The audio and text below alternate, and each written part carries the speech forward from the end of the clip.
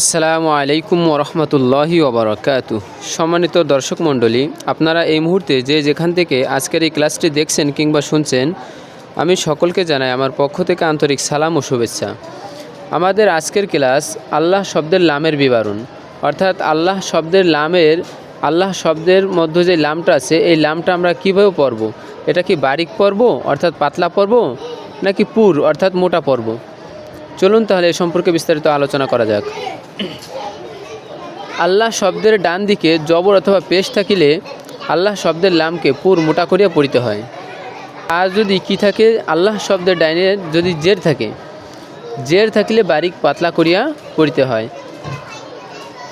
যেমন দেখেন এখানে আছে, এই যে আল্লাহ শব্দের লামের পূর্বে কি আছে, জবর আছে। এই জন্য আমরা আল্লাহ শব্দকে পুর মোটা করিয়া পড়ব।